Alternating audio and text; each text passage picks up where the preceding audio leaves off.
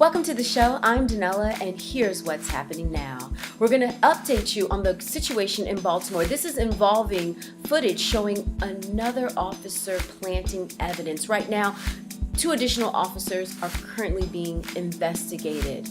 Also, I'll let you know where the State Department is saying, hey, if you visit here, you better not drink the booze while you're on vacation. Isn't that why most people take vacation?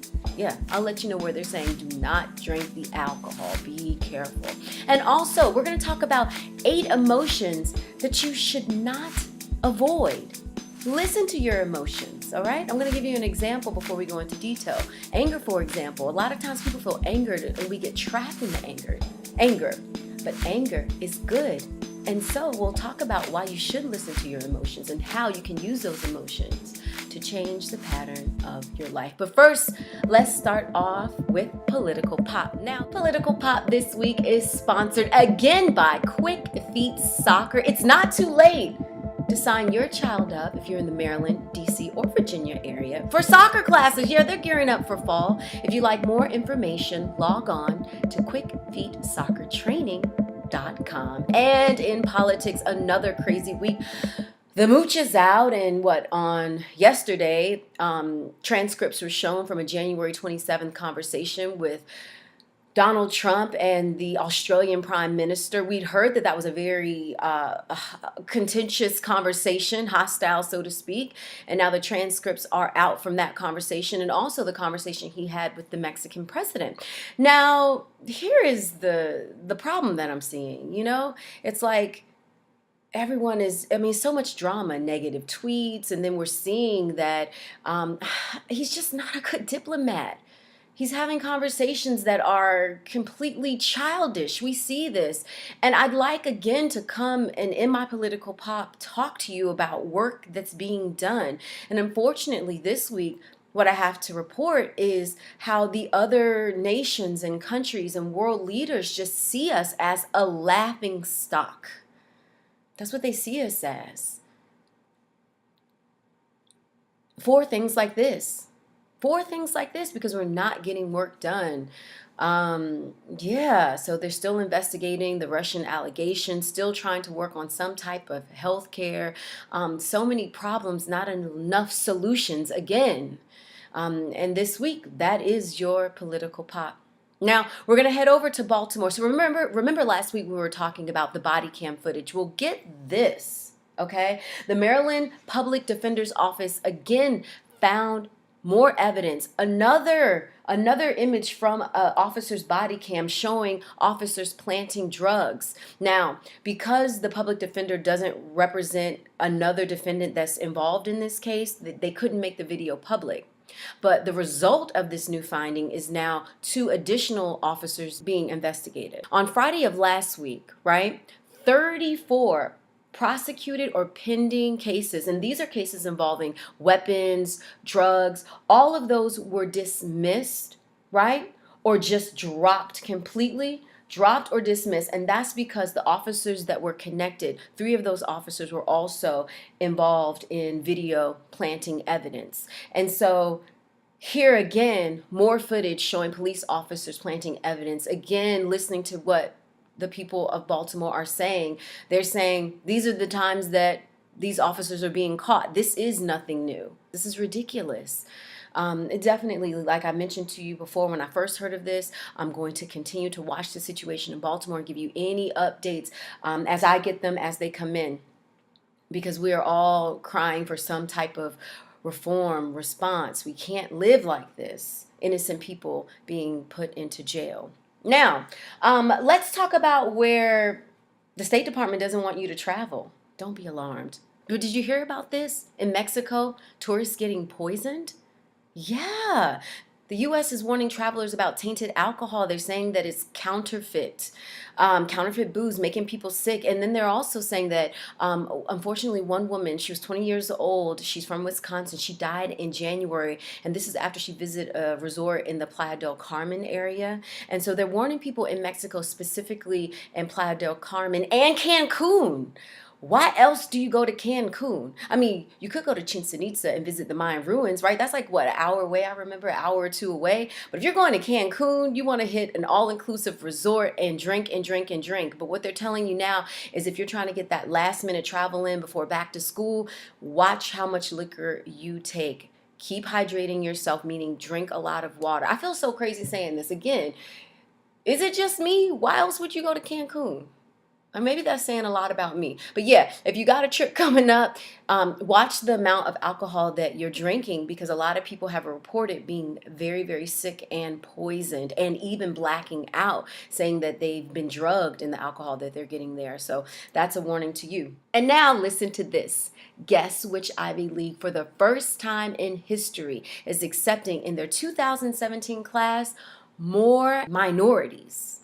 What? Yeah, well, I'm talking about none other than Harvard University. This is in their 380-year history for the first time ever. 50.8% of its freshman class are from a minority group. So let's do the real breakdown here. So that is Asian Americans make up about 22.2%. This is followed by African Americans at 14.6%. Hispanic or Latino students are at about 11.6%. And Native Americans or Pacific Islanders are 2.5%. Again, this is now 50.8% of the freshman class for the first time ever are in minority groups. And you'll never guess. I mean, you probably can't guess this, but this has a lot of people arguing reverse racism. That's what they're starting to argue now. But hey, I want to wish the freshman class of Harvard University all the best of luck. Congratulations on not only your personal achievements, but for making history, for reflecting the world that we live in. So kudos to you. And Loaded Now is in our world, discussing 8 emotions that can change your life. You know, so often when we have emotions, a lot of times we can get trapped in our emotions, and I'm also guilty of this. But I'm going to talk in details because I saw this on Instagram. A friend of mine, Unique London, she was my makeup artist when I was working at BET. She's an incredible makeup artist, and she used to have this rhyme, Unique London with the fat onion. She's so dope. But let me tell you what she said. She says you should listen to your emotion. Again, I got this off Instagram, so I'm not quite sure who the original post was from. Whoever made this up, I think this is amazing. Some of this you may do, but this is a good reminder. And we'll start with bitterness. Bitterness shows where you need to heal, where you're still holding judgments on others and yourself. That totally makes sense. If you're feeling bitterness, this is saying, for example, the issue that you're bitter about is where you should heal, and how you're holding on to emotions of, for example, yourself. Why didn't I get this? Or the emotions of another person. Why did they get it? This is showing you a place where you need to heal. So feel the bitterness. Don't get trapped in the bitterness, and see it as a way to move forward. So the second emotion is resentment. Resentment shows you where you're living in the past and not allowing the present to be as it is. That totally makes sense. And I was thinking about this, you know, for example, in relation to myself. Like, you can look back to your past and say, oh, you know, I work with somebody and they were this type of person, and you could resent having to deal with that situation, as opposed to being in your current situation, grateful for the life that you currently have. And so the feeling of resentment can allow you to heal that emotion from the past. And now we'll move on to our third emotion. Discomfort. Oh, this is a good one. Discomfort shows you that you need to pay attention right now to what is happening, because you're being given the opportunity to change, to do something different than you typically do. That's a great way of looking at discomfort, right? Because what are we feeling when we're feeling discomfort? You're like, I'm not comfortable. I don't like this. Well, feel that emotion and figure out what it is that you want to change right now. And now you'll have the power to do it. It's an awesome emotion. Now, our next emotion is anger. Anger shows you what you're passionate about, where your boundaries are, and what you believe needs to change about the world.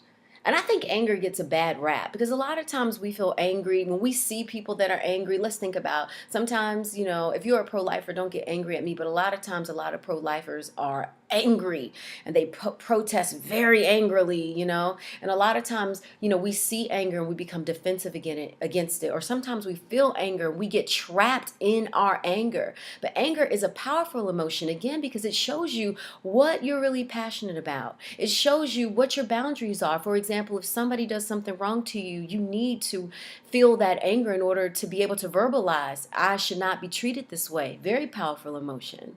And it shows you how you feel the world should be. Again, helping you to know more about yourself. So the next time you feel angry, try not to just be trapped in the anger.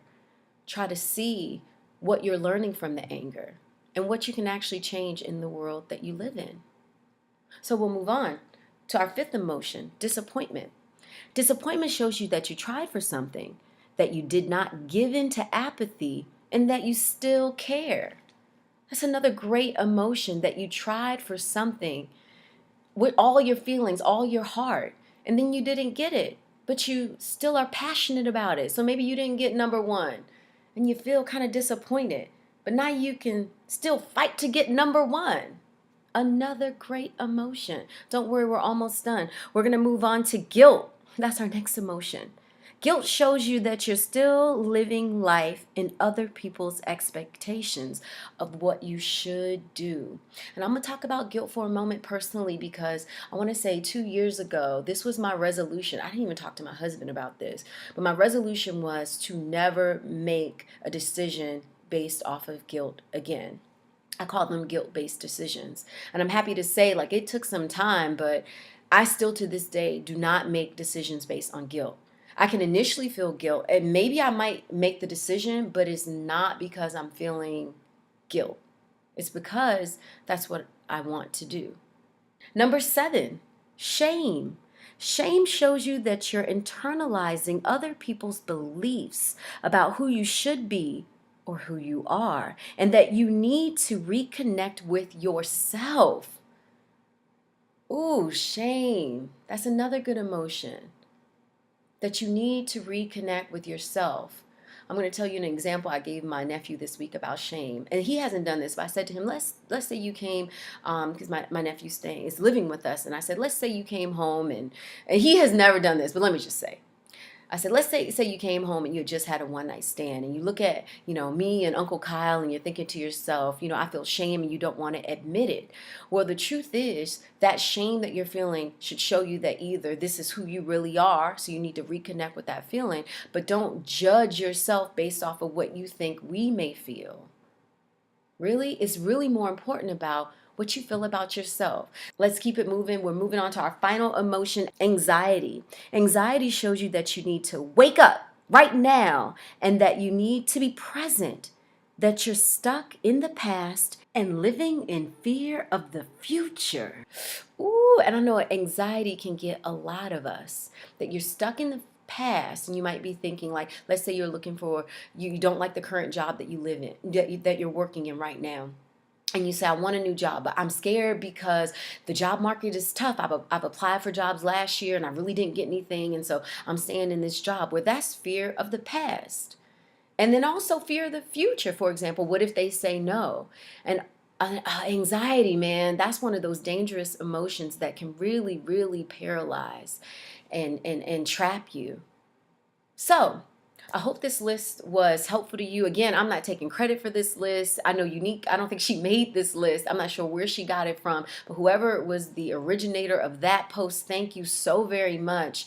Because I think posts like this just really help us, again, to get in touch with our emotions and see them more as roadmaps, not just we have these emotions and we get trapped and we are angered and we're living every day in our anger, but see it as a roadmap to where you want your life to go, to where you want your life to change. So that was a blessing to me, and I just had to share it with you, and I hope that it is a blessing to you as well. So yeah, that wraps up our show for this week. Thank you so much for joining us again. Can you believe school's starting? Some people that are watching this, yeah, your kids are going back to school this week.